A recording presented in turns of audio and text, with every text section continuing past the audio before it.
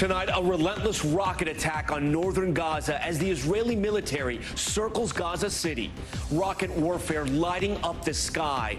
Israel saying Hamas's defenses are collapsing. Civilians fleeing the fighting. Crowds escaping at the Rafah border crossing. Today, more than 70 Palestinian Americans allowed out of the war zone. The situation in Gaza made worse by widespread fuel shortages. Israel not allowing any into Gaza, and new reporting from NBC News, Hamas hoarding a massive supply of oil while hospital generators run on fumes. Also tonight, we sit down with the Hamas senior leader who went on international television calling for more terror attacks on Israel, just like what happened on October 7th. Our reporter questioning him face to face how his message changed when speaking to an American audience. Back in New York, the home of the mayor's fundraising chief raided by the FBI.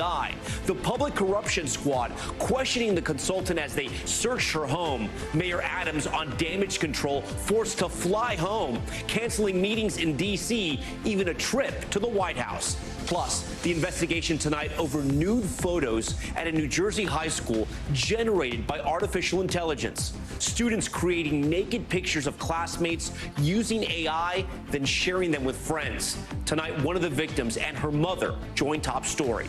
Crime spree. Watch as a couple walking with their baby suddenly comes across a man who tries to steal their child right from the mother's arms. Both parents fighting back, the father chasing the kidnapper down the street. The suspect arrested. What else he's accused of? Plus, stolen with a smile. A ring cam was rolling as three female burglars distracted an elderly couple with kindness. One of them using that moment to sneak inside their home, stealing a safe. Police now on the hunt.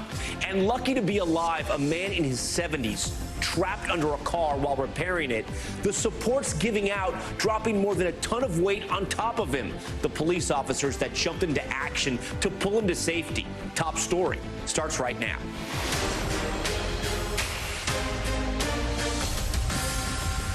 And good evening. We start Top Story tonight with the new airstrikes bombarding Gaza as Israeli forces push deeper into the region. You can see it right here, flares above clouds of smoke and missiles battering the region one after another. More IDF soldiers are entering Gaza, joining the face-to-face fight with Hamas. The Israeli army saying troops are surrounding Gaza City and Hamas defenses are collapsing. Prime Minister Netanyahu saying he wanted to make one thing clear, that, quote, nothing will stop us.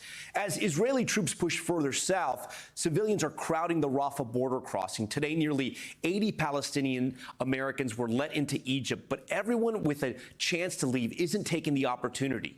Our reporter speaking to one man choosing to stay in Gaza because he couldn't bring his wife. He's choosing to stay where critical resources are running out, even though some aid trucks are allowed into Gaza, none of them hauling fuel. Multiple officials familiar with the conflict tell NBC News Hamas could have 200,000 gallons in stock, powering its rockets and tunnel networks, as hospitals there, though, barely keep up with demand. The reporter on that story joins us in a moment. And a major interview tonight with the senior Hamas leader who you see right here last week calling for more terror attacks on Israel like October 7th, saying, quote, there will be a second, a third, and a fourth. Well, our reporter sat down with him one-on-one, pressing him on asking for a ceasefire while also calling for more violence against civilians. How can you ask for Israel to stop their aggression when you go on television in Lebanon here last week and say that you will continue your aggression? You will continue to launch October 7th again and again and again. What do you want us to do? To stop? Coming up, tensions in the region higher than they have ever been as Israel's ground assault gains more territory. Ellison Barber leads us off now live from that Israel-Gaza border. And Ellison, we've been seeing a lot happen behind where you are right now. Walk our viewers through what you've seen over the last 2 hours. And I know it's incredibly dangerous right now, but just let us know what you can say. And if you have to take cover, we completely understand. Okay. Hey, Tom. Yeah, so we have seen and heard consistently in the last couple of hours, I don't know if you could just hear that, but a pop of artillery in the distance, a flash just now in the horizon. We have seen just this constant bombardment, constant activity throughout Gaza. What we were seeing that was so striking a little over an hour ago, and I think we have some footage we can show you of it, was in this pocket that you're looking at right now where it's mostly dark. It looks like this that's on your screen now. Earlier, that area, from our vantage point from where we are located, we believe that area is the northwest outskirts of Gaza. We were seeing massive amounts of flares appearing in the sky and then just constant booms of explosions and activity on the ground underneath those flares, plumes of smoke, just constant for almost an hour. We hadn't seen activity like that in such a concentrated area really at any point since we have been reporting along the border since this war began. And that was the heaviest activity in such a small pocket we've certainly seen since Israeli forces announced they had launched the ground invasion into Gaza. Military experts who were watching that with us, Tom, they were saying they were lighting up that section of the sky, likely Israeli forces, so their troops on the ground could move and see and carry out attacks moving forward. And that was all happening right as a spokesperson for Israel's defense forces was saying publicly that Israeli forces had completed their encirclement of Gaza City. Tom? So, Ellison, I know this is a difficult question because communications are so difficult, as we just saw another flare there behind you. What are we hearing tonight from inside Gaza where those strikes are landing? So it's been very minimal information. We're hearing the booms again. We have been trying to check in with our teams to get constant updates on what's going on, but it's very, very difficult to get information. Most of the information we tend to be getting, be it from contacts or other members of our team, are voice notes and messages right now. And one person I'd spoken to just the other day talked about how even though power had come back, internet connectivity had come back, it's in waves. So it's difficult to know exactly what this looks like on the ground right now because so much of the activity has been in these late night hours. The majority of civilians had been told to leave northern Gaza, as you know, Tom, and the Israeli military has said a lot of people have heeded those warnings. But Gaza City, that is the most populated area on the Gaza Strip. Before the war, there were about 600,000 people living there. We don't know exactly how many are there in that area tonight, but we know not every civilian has been able to evacuate, even just to the south. Tom. All right, Ellison Barber for us tonight. Ellison, you and your team, please stay safe out there. We know at least 79 Americans safely fleeing Gaza through the now partially open Egyptian border crossing, with hundreds more still remaining inside. The White House tonight reiterating its call for pauses in the fighting in Gaza, but refusing to call for a full ceasefire. Raf Sanchez is on the outskirts of Gaza tonight and has the latest. Tonight, for dozens of U.S. citizens, a weeks-long nightmare in Gaza coming to an end. More than 70 Palestinian Americans passing through the Rafah crossing into Egypt today. We got out today 74 American folks. Dr. Barbara Zind, a pediatrician from Colorado, was among the first Americans to leave. How did you feel when you finally got out of Gaza? Sad and relieved. I mean, you're of course relieved to be safe yourself, but so sad that we couldn't exit with 2 million people. I mean, Gazans can't get out of Gaza. But hundreds more Americans still inside Gaza, some trapped in bureaucratic limbo, with exit permits for themselves, but not their loved ones. And I can't leave without my wife. The president overnight confronted by a protester demanding a ceasefire. I need you to call for a ceasefire right now. Telling her he supports a humanitarian pause, though not a full ceasefire. The Hamas-run Gaza Health Ministry says more than 9,000 Palestinians have been killed, including more than 3,600 children. The UN saying a strike today killed 20 people at one of its schools. And with Gazan hospitals desperately low on fuel, Hamas is hoarding a stockpile of more than 200,000 gallons, U.S. officials tell NBC News. While in Israel, families urging the world not to forget the hostages. All these people are from one kibbutz, Kfar Aza. At least 17 hostages were kidnapped from there, including several children. Among them, siblings Agam, Gal, and Tal, kidnapped along with their mother, Hen. Their father and older sister, both murdered by Hamas. Hell on earth. I don't even know what to say. The children's aunt, Inbar, vowing never to give up on them.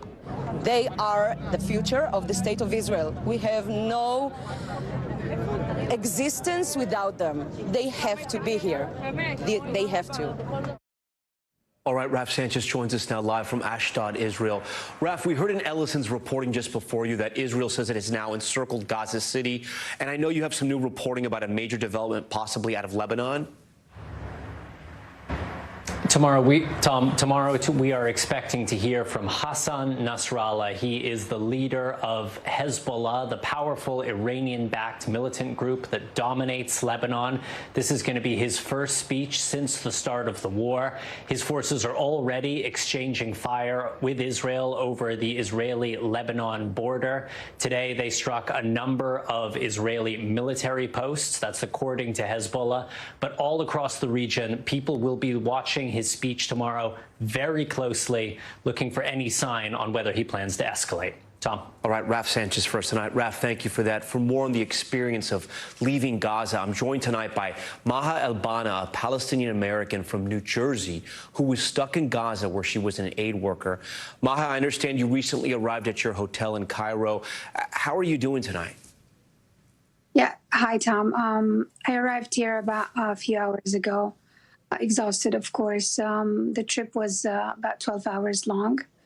I'm not sure how I'm feeling. I mean, I'm just watching the reports you just showed and thinking that my brother and sisters and all my family that's still there. So it's hard for me to think I'm relieved. No, I hear you, and I can't imagine what you're going through right now. Walk me through what it was like to sort of wait on that border and actually find out you're going to be allowed out of the war zone. Yeah, like last night, it was not clear to me. Like I went to bed, I was not sure. The list of names gets published very late. So at 5 a.m., I woke up and I found the list and I shared it with my daughter. She was the one who was able to see my name, and she sent me the yes, my name is on the list, and I could go to the border. I didn't sleep afterwards, and I was there at 8 a.m. Maha, we just saw some video there of a man, searching the names, and who knows if he was on that list or not. It almost feels like it's from a different century, right? And yet this is happening right now. Talk to me about just being part of that and being able to leave. But you just mentioned your family is still stuck in Gaza. Yes, I have 12 people I left behind, like immediate family, my brother and sisters and their kids, and a lot of cousins, a lot of friends, and all my co-workers, everyone. Like, thank God my kids are in the States, but, I have a lot of family back in Gaza. It was not easy for me to take the decision to actually leave, but I know I had to. I don't think I could have handled any more time there. So you live in New Jersey. Explain to our viewers, because we've seen the pictures. I was in Israel reporting on the Israeli side during the war. But explain to our viewers in America, having lived in America, living in America, being an American, what is Gaza like right now? I mean, even before the war, Gaza was not livable. It's a place where people really strive to have a life, but they've been under siege for 17 years. Traveling is a huge disaster. Borders are always closed. There's a blockade that prevents everything from coming in and out. You see this with the water. This has always been a problem with water. The water in Gaza is very salty. There isn't enough water. Electricity, like during normal time, it's 8 hours a day. Right now, there is no electricity. The streets are broken down. Some are sandy. It's not easy to travel. And with all this that's going on, Gaza's probably been brought back to hundreds of years back. Right now, about 1,400,000 people have become homeless. I was an IDP for the past 3 weeks. I became an internally displaced person. I was lucky enough to leave, but other people are not. And when this ends, and I hope it ends soon, about 500,000 will not have homes to go back to. I know you hope for this to end. We have seen no sign of that. Is this, I don't want to say the end of Gaza, but you just said something there that struck me, that you said this has put Gaza, I think, 100 years or 200 years back. Is there any building back or coming back from this, or is it? I mean, it looks like it is, post-apocalyptic out there. It is, but what's surprising about people of Gaza is that they love life. We sing, we dance, we do sports, we read. But people there, they just love life. They just want people to give them a chance to live. There's always a chance to rebuild. But this time, not only Palestinians, the entire world has to help, has to give a helping hand to Palestinians, to people in Gaza, to rebuild and to live. Do you have a message for the Israelis? And I know it is a completely complicated situation, but if there's anything, if you had a chance to speak to senior leadership in Israel, what would you say, having just escaped Gaza? It's time all the loss of life stops. There's nothing that cannot be solved through talks. It's not the answer to go on killing women and children. There's no reason why one more life needs to be lost. There must be another way. There must be another way through talks and through diplomatic efforts. I would love to see all this come to an end. Everyone deserves a peaceful life. I know you are fully aware of what happened in Israel with the terror attack and all the innocent civilians that died there as well. If you could also speak to Hamas leadership, what would you tell them? I've worked as a journalist for 10 years. I've avoided politics as much as I could during my entire life. I always give the message to people of the world, freedom lovers, people who are willing and can make a change, save lives. Anyone who can save lives and help Gaza rebuild. Okay. Maha El-Banna, we thank you for your time. I'm happy you're out. I know your struggle is far from over, but we will be thinking about you and your family tonight. Thank you. Thank you so much, Tom. As some foreign nationals are getting out of Gaza and some Americans like we just spoke to there are still more than 200 hostages being held captive by Hamas. NBC News tonight pressing one of the organization's top leaders about those hostages. There are calls for a ceasefire and incendiary comments made on television, Arabic TV, advocating for the horrific attacks on October 7th to be carried out again and again. NBC foreign correspondent Matt Bradley with this interview.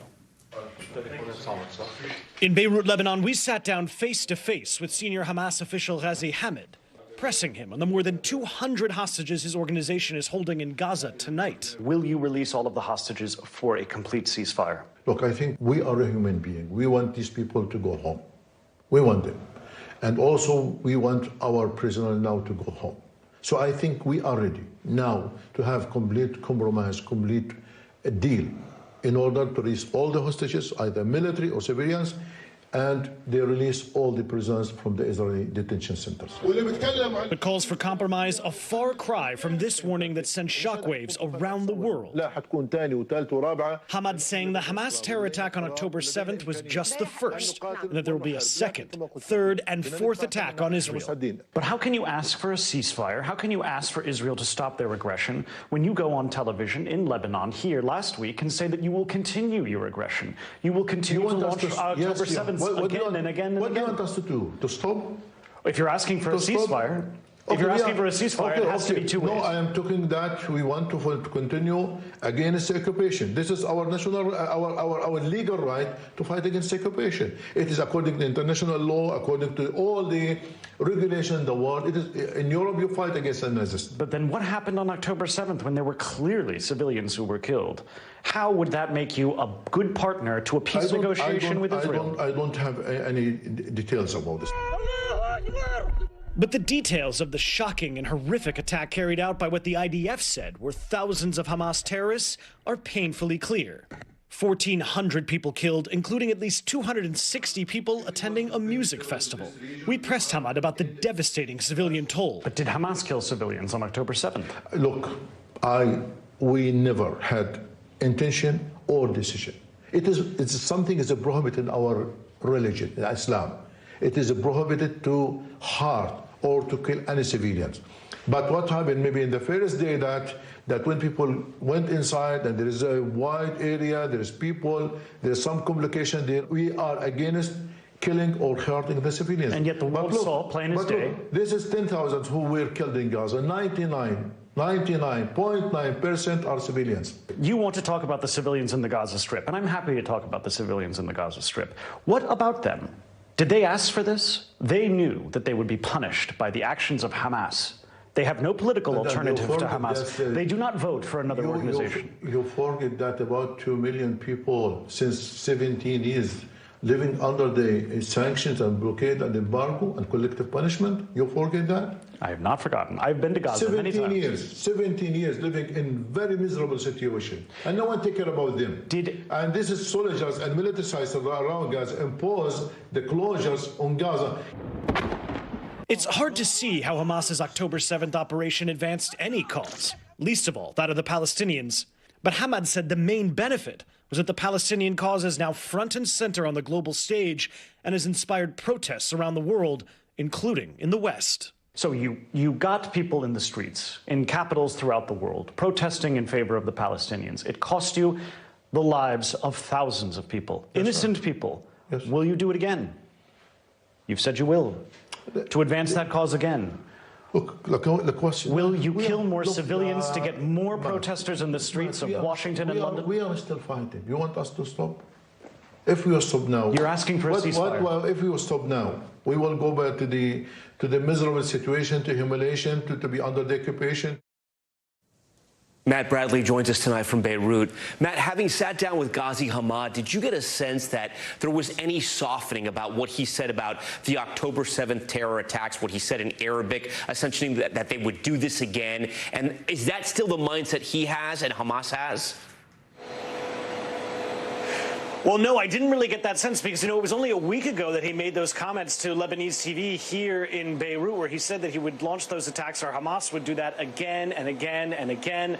What I did get the sense of is that he's very willing to say something completely different to an Arabic-speaking Middle Eastern audience than he is in English to a Western or an American audience. That stands to reason. Of course, he's going to be saying different things to different audiences, but it just goes to show the disparity in the understanding of between these two cultures and how he can say something like that and how he would be celebrated for saying something like that he would continue these attacks, and how if he were to say that to a Western audience in English, he would be very harshly criticized. This is a man who was a spokesperson. He speaks fluent English. You can see that. He understands how to speak to different audiences. It's unclear whether he thought that what he said on Lebanese television was going to be something that the rest of the world would hear and that other people might call him out on that. We even heard today from the White House commenting on his comments, him specifically. So, he probably didn't expect that those things he said on Lebanese television were going to make the kind of waves that they did. Matt Bradley with a very powerful interview for us tonight. Matt, we thank you for that. As we mentioned at the top of the broadcast, the reports that hospitals in Gaza are running dangerously low on fuel. Multiple officials familiar with this conflict tell NBC News in a new report that Hamas is hoarding, get this, more than 200,000 gallons of fuel for its rockets and its underground tunnel ventilation and electricity. We're joined tonight here on Top Story by the reporter who broke that news, NBC News Investigations Unit senior producer Anna Schechter. Anna, it's a stunning headline. Tell us what you learned from your sources. Hey, Tom, thanks for having me. Well, multiple sources in the U.S. and in Israel, they have looked at all the intelligence. There's a plethora of intelligence, and 200,000 gallons at least is stored by Hamas. So you saw Ghazi Hamad talking about the Gazan people, but really what Hamas is doing is they take the fuel for themselves and for their war effort. And what I found really interesting about reporting this story is that during Hamas's negotiations with Qatar and the U.S., where they were trying to get Hamas to open the Rafah gate and let people out, fuel was central to the demands that were just unmeetable by Israel because they know they're going to use it to fuel the war machine. So that was fascinating. And it even came into play during the negotiations to free the hostages as well. Fuel is central, and Hamas wants more fuel. And meanwhile, the Gazan population are suffering. We've seen such horrific images, and the hospitals are about to run out. It's terrible, and I want to point our viewers to another headline from NBCNews.com because it speaks to this. Look at this. 2 hospitals in Gaza have run out of fuel, the health ministry says. So this is Hamas saying this. 2 hospitals in Gaza have run out of fuel, and yet your reporting is that they have 200,000 gallons. Has Hamas reacted to your story? Because I know your story has sort of gone viral. It's all over the internet. People are talking about this. But is Hamas saying anything? Not about this specific story, but what leaders of Hamas have said publicly, similar to what we saw on Lebanese TV, is that the Gazan population, UN, and even Israel as the occupying force should be taking care of the people of Gaza, not Hamas. So they make all kinds of excuses, and their reason is that they want to get the fuel, the resources to fight. And you saw the results of Israel letting down their guard, what happened. Anna Schechter for us tonight right here on Top Story. And a great story and great breaking news. We appreciate it. Still ahead tonight, developing story out of New York City. The FBI raiding the home of one of Mayor Eric Adams' campaign fundraisers. What we're learning tonight about possible charges that person could be facing. Plus, a shocking kidnapping attempt captured on camera in St. Louis. Look at this. A man trying to snatch a baby out of a woman's arms. The person who stepped in to fight him off. And a massive recall you need to know about from Toyota. Why the automaker is pulling more than 1 million RAV4s off the road. Stay with us.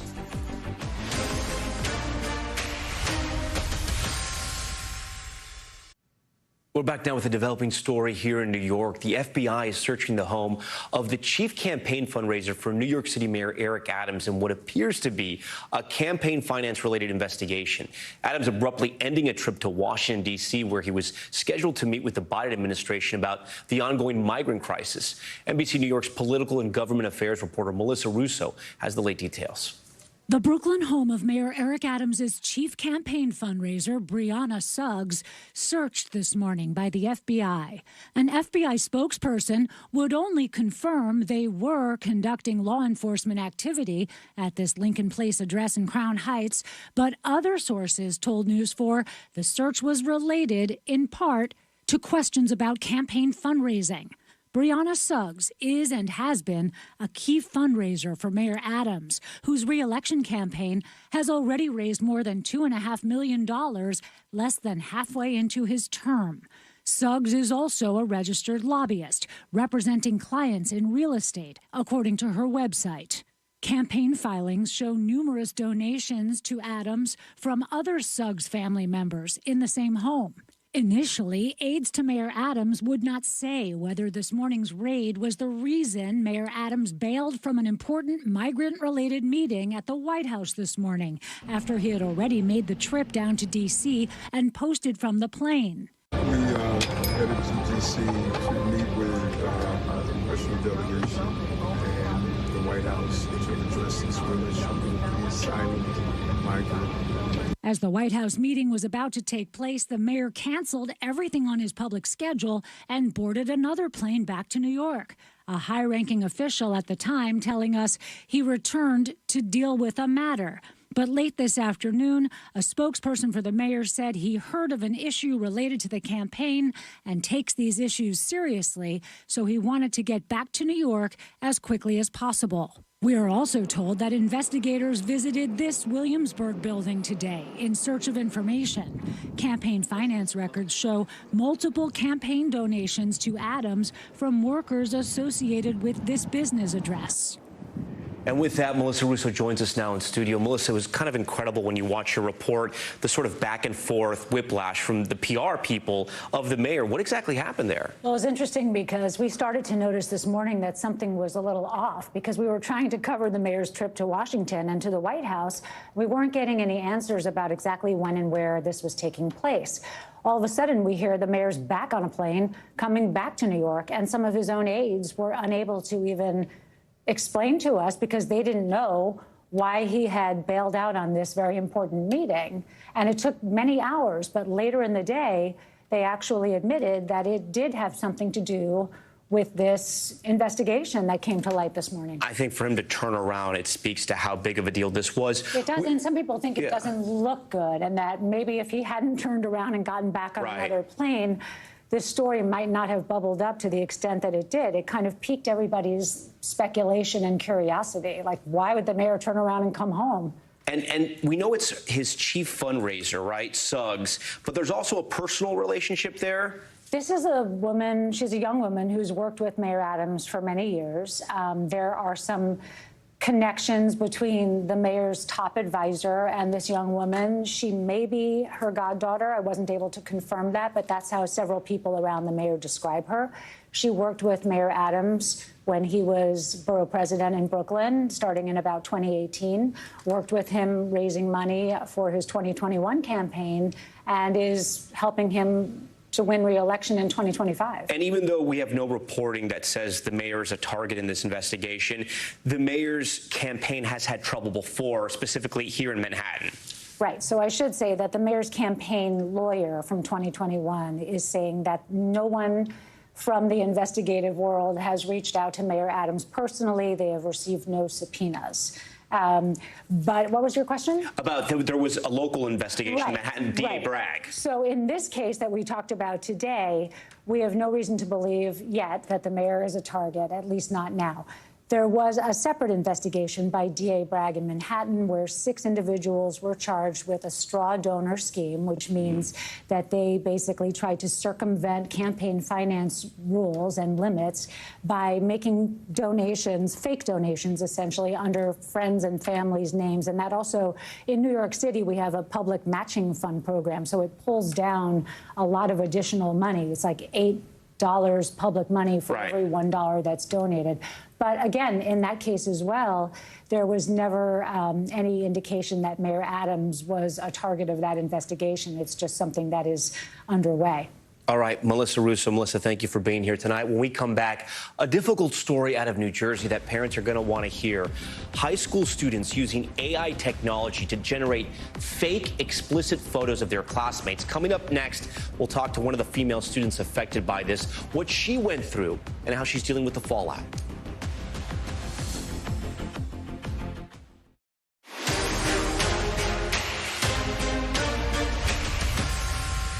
All right, we're back now with Top Stories news feed, and we begin with Alabama Supreme Court ruling that the state can execute an inmate with nitrogen gas. The state's attorney general indicated in court filings he would use it in the execution of convicted murderer Kenneth Eugene Smith.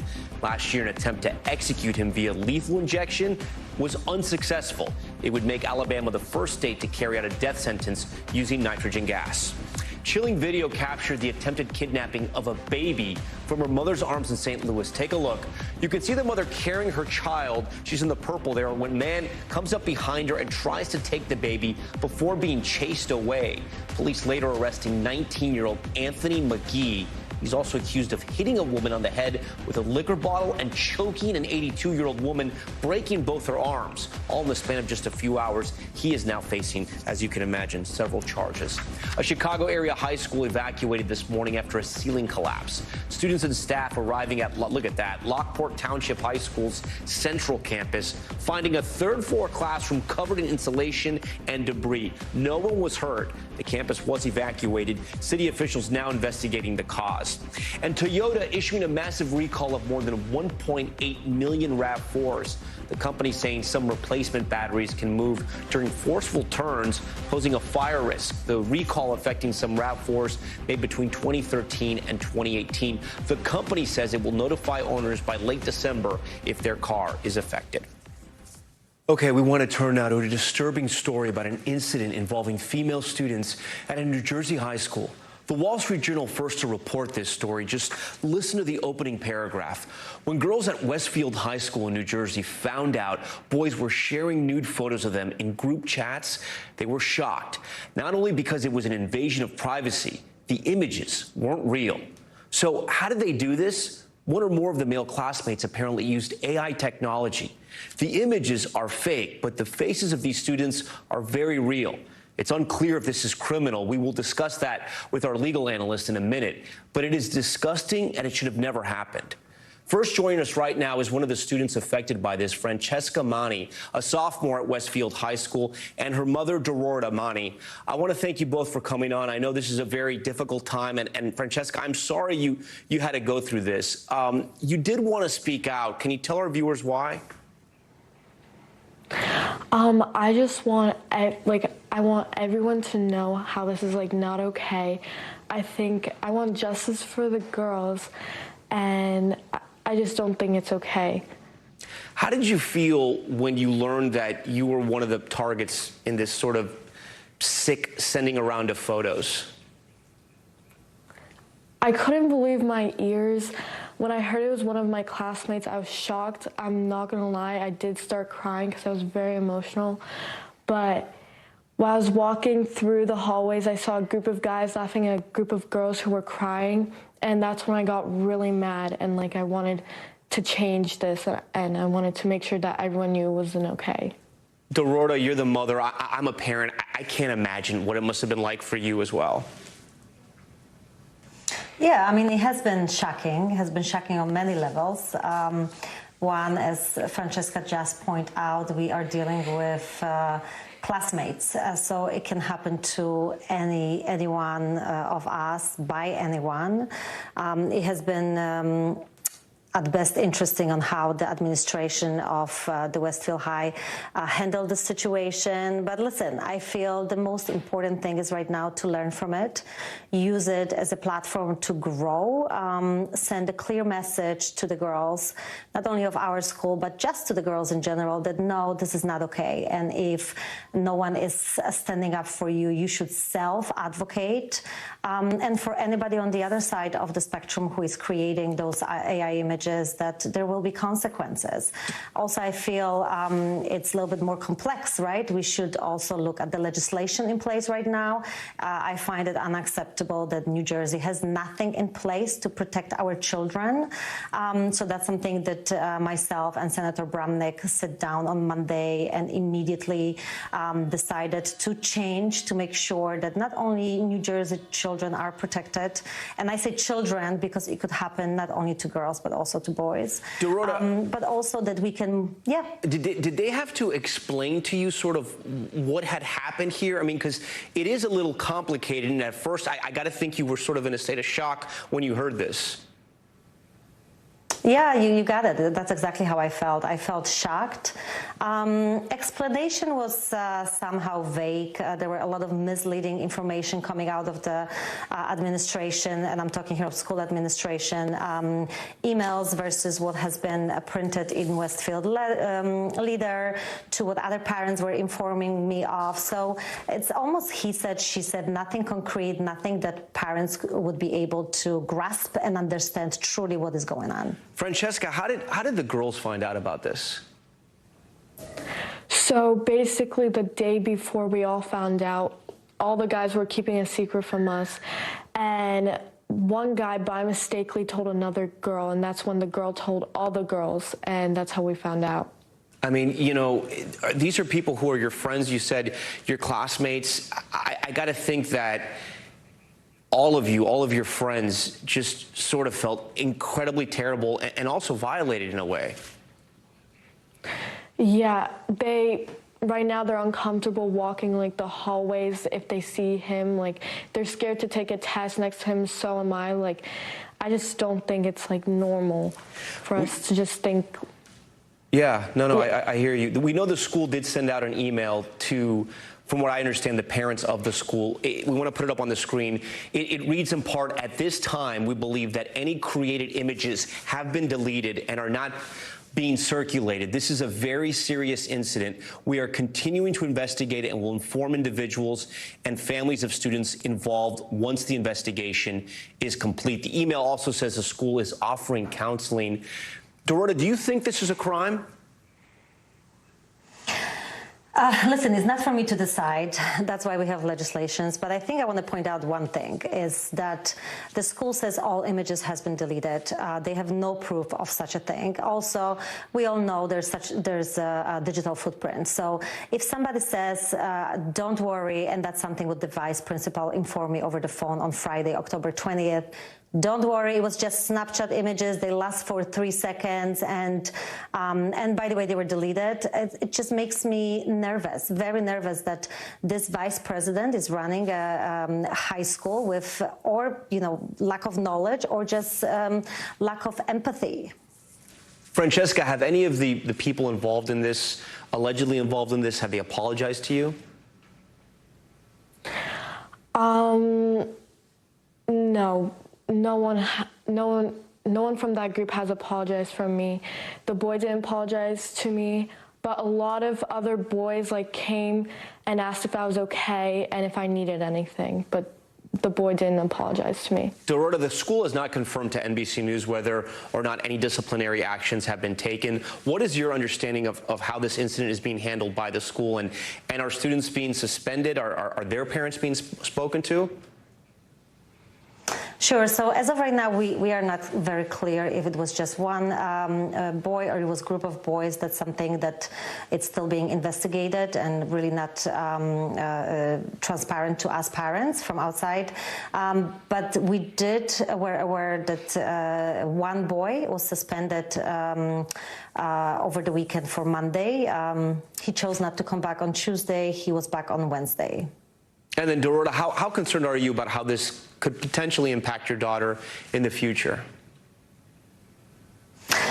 Well, a lot, right? I mean, she's taking power in her own hands right now. She's advocating for herself and other victims. She's creating a website that will be helping AI victims. But we all know digital footprint lasts forever. That might, at some point, impact her socially, academically, professionally. It did definitely impact her emotionally. So, yeah, there's definitely that. Francesca, before we go, your mom talked about some of the work you're now undertaking. I mean, I think you're only 14 years old. I feel so bad that you have to go through this at such an early age. What steps are you taking to make sure this doesn't happen to other girls just like you?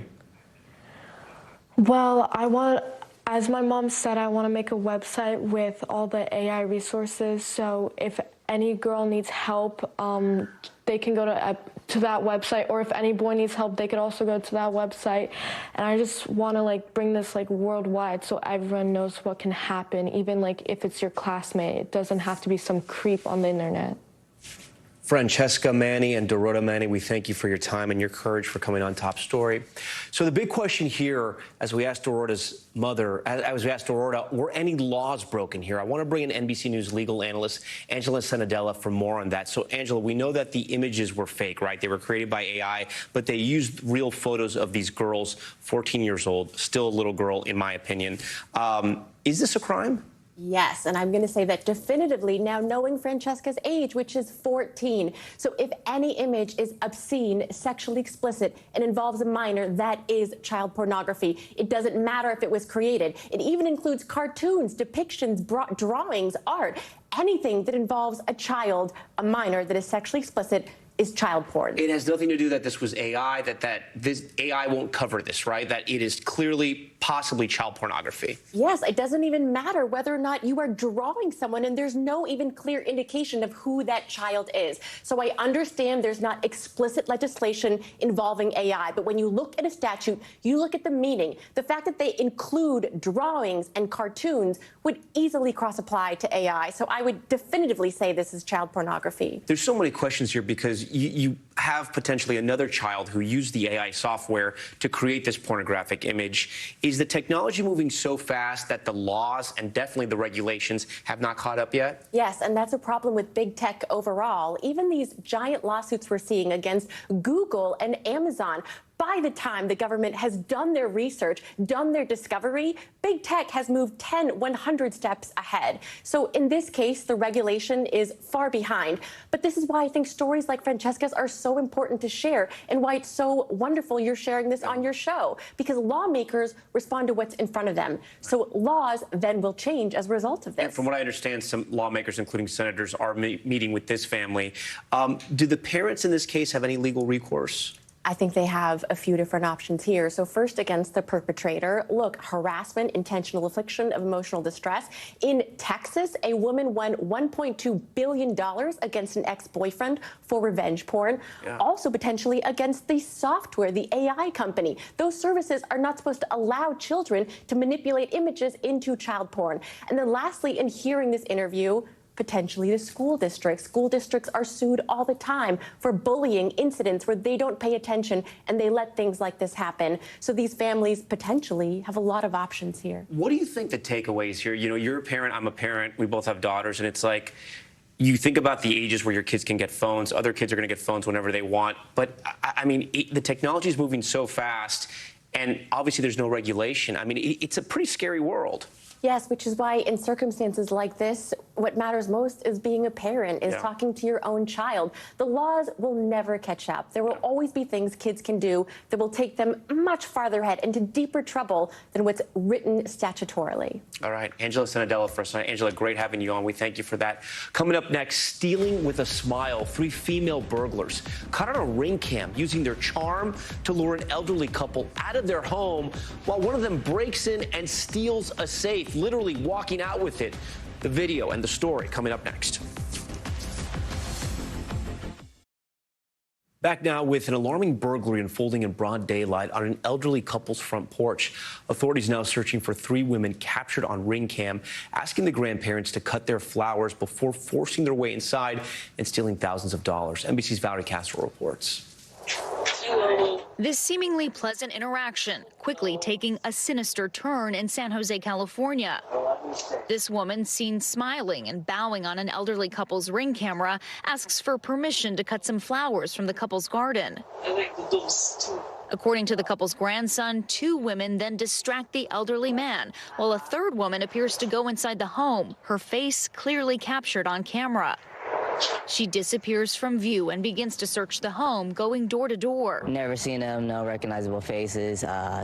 Because all our doorways were broken into, so they took a look into every room, it seemed like. After finding the family's safe, a struggle ensues. One of the suspects even pushing the elderly woman back as her accomplice leaves with the safe, with more than $10,000 stashed inside, according to the couple's grandson. It's very outrageous that they would do in broad daylight and to do with a smile on their faces, knowing that they're taking away from those who can't defend themselves. The family says they don't know how or if the suspects knew there was a safe in the house. They're just shocked that it happened, that they've been living here for more than 25 years, and when they first came here, they said it was much different than how it is now. The neighborhood now on high alert. We need more security for all the neighbors. And scary? Yeah, because it's in the day, so sometimes we are alone at home. Another neighbor certain she was also a potential victim after she says the suspects knocked on her door too, offering to buy her plants. The San Jose Police Department says this is an open and ongoing investigation. They wouldn't share any more information for fear that it could interfere with the case. They do ask that residents report any suspicious activity.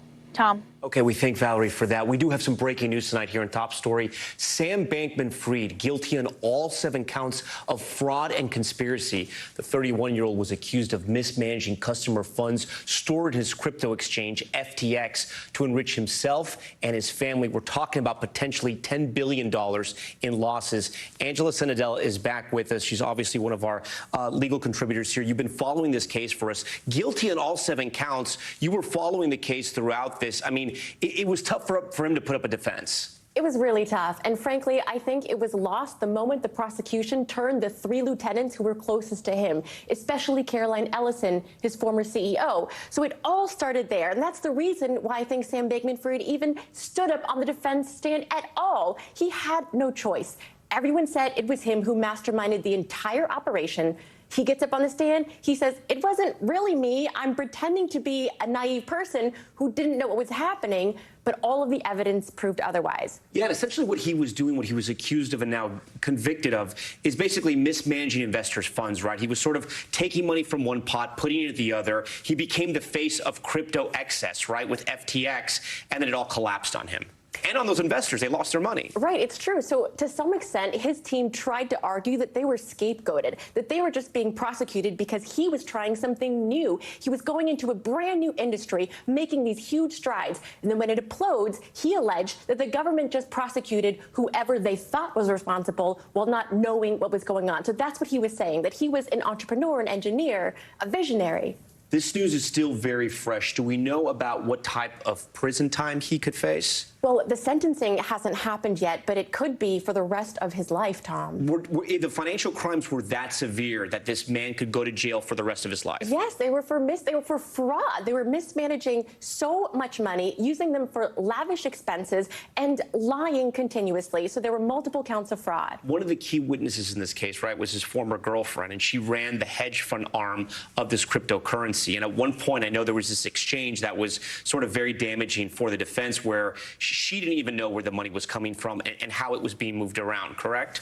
Yes, that's true. So his defense attempted to say that I just looked at these spreadsheets, but I didn't look closely enough, that I just kind of checked some boxes. But the problem is Caroline Ellison testified that he masterminded everything.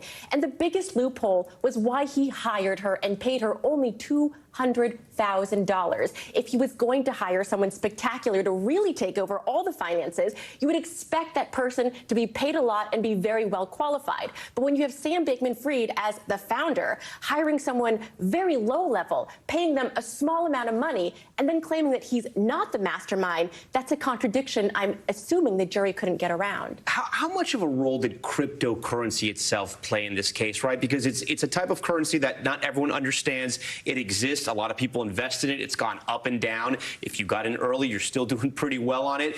But he became the face of this. And it also, I don't want to say it shows the uncertainty of it, but there have been a lot of big name investors, namely Warren Buffett, who have stayed away from this. How does this impact that market? It impacts it a lot because it gives the idea that you really never know what's happening. And if you don't know what's happening at an industry, these people might just be children who are playing with your money. And once you saw the stories of them using this to pay for an arena and to pay for these lavish real estate parties, you start to understand that maybe this industry that's unregulated can have pitfalls. Do we know when the sentencing will take place? It'll take pretty close to this verdict that we just had? I mean, right, the judge will determine the date. So if he didn't set it yet already, then we should know very shortly. And then in the meantime, he was reprimanded. He was brought from the Bahamas, where he was essentially holding up, right? And he had moved part of his business there. Yes, he was extradited from the Bahamas, but also this is not the full extent of his trial. So they actually separated these charges, and he will be on trial again in March. So it is possible that in addition to this guilty verdict, there will be even more decades of jail time in front of him. All right, if you're just tuning in, Sam Bankman-Fried, the head of FTX, convicted on 7 counts today in court in Lower Manhattan. We thank you so much for watching Top Story. We're ending tonight with breaking news, a little strange, but keep it locked here. We're going to continue to follow this breaking news. I'm Tom Llamas in New York. Again, stay right here.